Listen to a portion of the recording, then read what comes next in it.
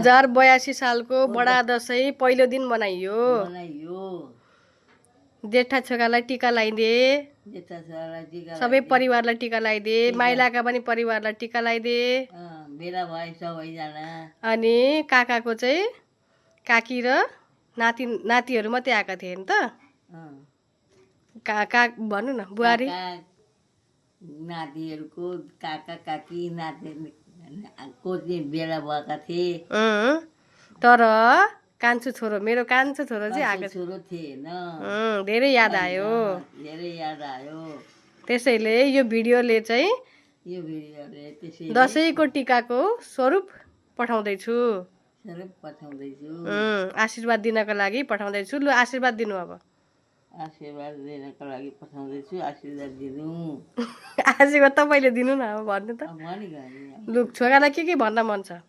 त्यसै भने अब त सक्यो। भन्नु न अब। राम्रो होस्, प्रगति होस्। राम्रो होस्, गएका ठाउँमा प्रगति होस्, राम्रो बढेर जाओस्। मेरो छोरो शुभकामना। राम्रो होस्, दसैँको ठुलो दसैँ मानियो, याद गरियो। छोराहरू दुवै आएका थिए, बुहारी आएकी थिए, तँ थिएनस्। धेरै देख्नको लागि छोरो थिएन, मलाई नराम्रै लाग्यो। छिट्टो भेट्न मन छ, छिटो आउनु। भेट्न मन लाग्यो, फेरि आउनु, फेरि जानु। राम्रो होस्, सबैलाई शुभकामना। यस्तो भन्दिनँ अब, आई लभ यु भन्दिनँ। I love you Hari, I love you. Hari. छिट्टो आइ। छिट्टो आइज। ल बाई बाई। By by.